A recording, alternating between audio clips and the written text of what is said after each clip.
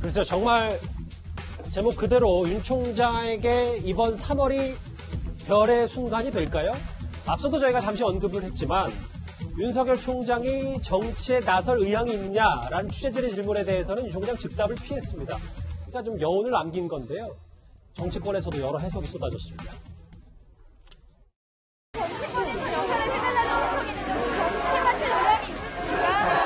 이 자리에서 드릴 말씀은 아닌 것 같습니다. 만약에 그분이 어떤 뭐 뜻일 거라고 한다면 뭐 지금 나와야 된다 그렇게 생각합니다. 이건 아니다라는 분명한 사인을 거거든요. 이게 좀 중요하지 않나요? 그게 훨씬 더 그림이 좋지 않을까요? 7월까지 있다가 가지고 경찰을 지킨 건가? 맷집으로 그냥 얻어만 막다가 나오는 것밖에 안 되지 않느냐.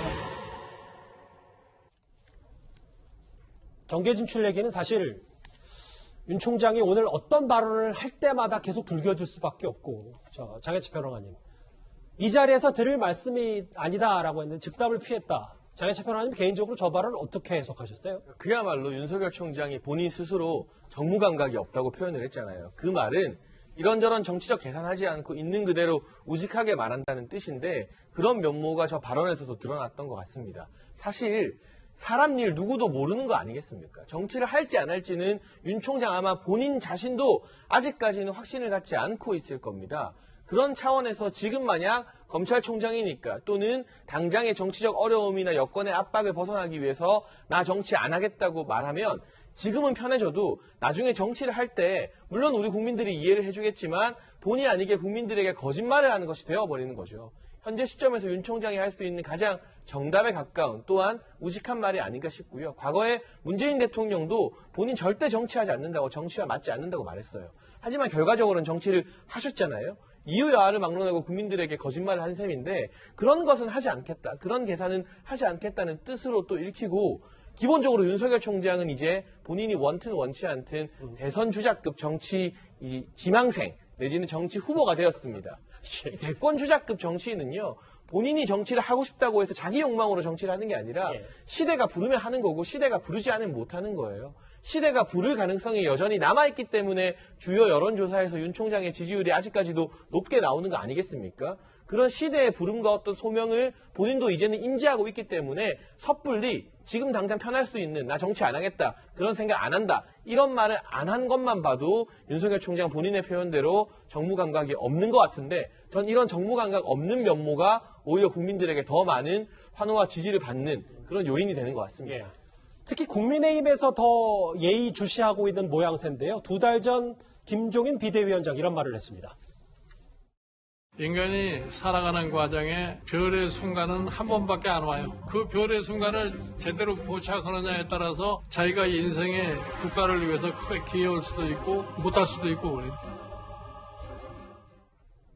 정말 김종인 비대위원장이 얘기한 별의 순간이 3월이라면 이도원 의원님도 실제로 현직 검찰총장으로는 쉽지 않으니까 윤 총장이 직을 던지고 본격적으로 현 정권과 각을 세우면서 뛰쳐나올 것이다라고 보십니까? 윤 총장의 고민은 김종인 위원장이 얘기하는 별의 순간하고는 조금 다른 차원인 것 같습니다. 예. 윤 총장이 정치를 하게 되면 아마 두 가지 요인 때문에 할 거예요. 첫째는 우리가 이제 흔히 얘기하는 그 소명과 관련된 거고, 둘째는 지금 현실적인 상황과 관련된 건데, 소명 부분은 이제 윤 총장이 거창하게 뭐 헌법, 국민, 그리고 법치 이런 얘기를 많이 하지 않습니까? 근데 실제로 이 사람은 약간 그런 생각을 해요. 특히 이번에 그 신현수 민정수석이 물러나는 과정, 그 다음에 중수청이 추진되는 과정을 보면서 대통령의 직접적인 뜻은 아닌 것 같다. 그렇다면 누가 이런 결정을 하는 걸까? 예를 들어서 뭐 최강욱 의원이라든지 무슨 황운하 의원은 아닌 것 같고 그 뒤에서 부채질하고 있는 조국이나 추미애도 아닌 것 같고 여당 지도부도 아닌 것 같은데 그렇다면 이런 중요한 그리고 잘못된 방향의 결정을 하는 어떤 정치적 실체가 있는 건가? 그렇다면 그게 옳은 건가? 그리고 그 실체는 이 나라를 옳은 방향으로 끌고 가려고 하는 건가?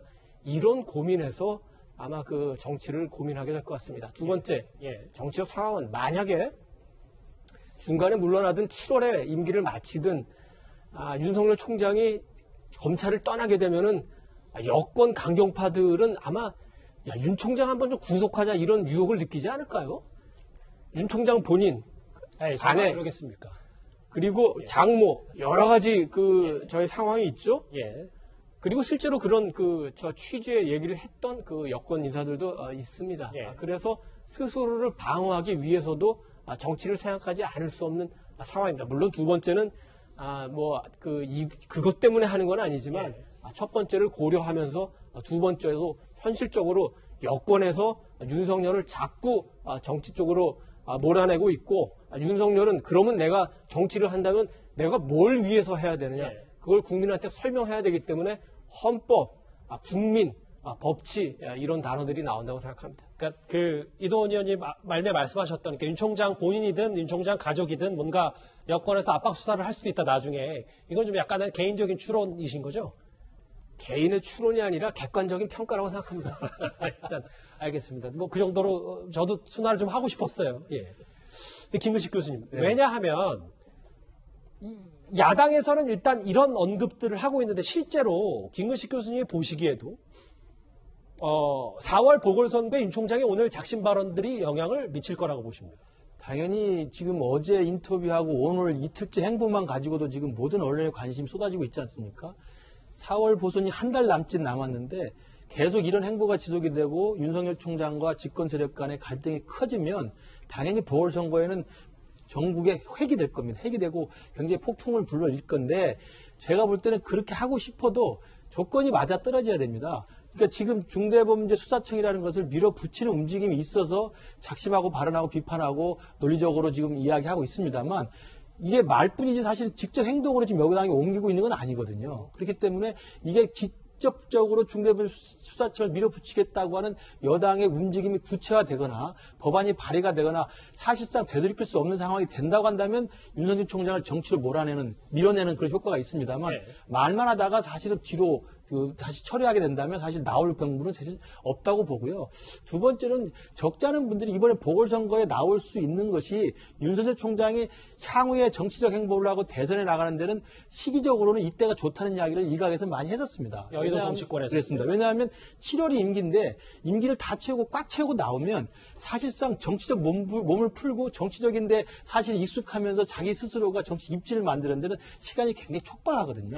왜냐하면 당원 당규상 11월까지는 사실 대선 후보가 결정이 야당에 돼야 되고, 그럼 11월 대선이 결정되려면 적어도 2달 정도의 대선 후보 경선 기간이라는 게 있는 건데 7월에 나와가지고 당장 적지판에 몸담아가지고 하기가 쉽지 않거든요. 그렇기 때문에 7월 이전에라도 나와서 해야 된다는 이야기가 있었고, 나오려면 4월 7일 보궐선거에 일정한 정치적 성과를 윤석열 총장이 정치인으로 변신한 다음에 이끌어내는 정치적인 모습을 보여줘야만 사실은 정치인으로서의 변신이 성공한다는 이야기 있어서 3월달 나온다는 이야기가 있었습니다만, 제가 볼 때는 자기들 뜻만 가지고 되는 게 아니고 여권 내의 중수청의 움직임 자체가 구체적인 액션으로 진행될 때 돌이킬 수 없는 상황이 된다면 그런 결단의 시기가 올 수도 있다. 그러나 지금은 아직은 그런 상황은 아니라고 봅니다.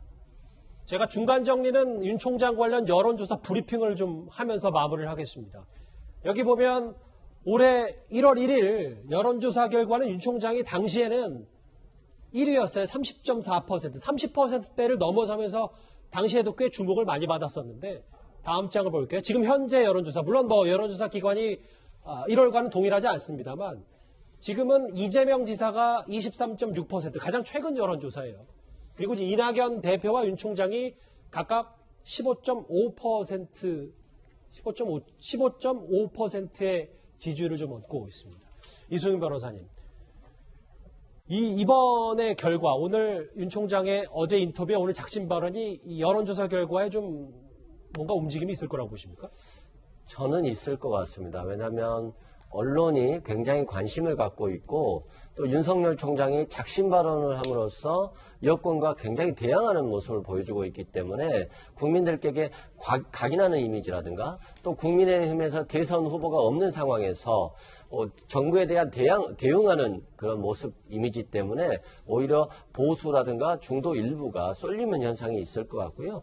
또 윤석열 총장이 정무 감각이 없다고 하지만 정치적인 측면에서 굉장히 정무 감각이 있다고 생각해요. 윤석열 총장은 끊임없이 국민의 검찰, 공정한 검찰이라고 해서 검찰의 어떤 좋은 이미지 프레임을 짜고 있거든요.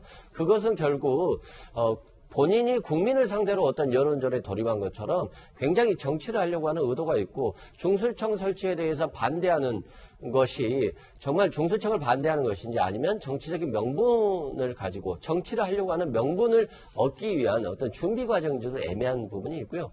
제 개인적인 생각으로는 재보궐선거 이후 4월 달에 정치적으로 출마를 위해서 사퇴할 가능성이 상당히 있다고 보고 있습니다. 아, 예.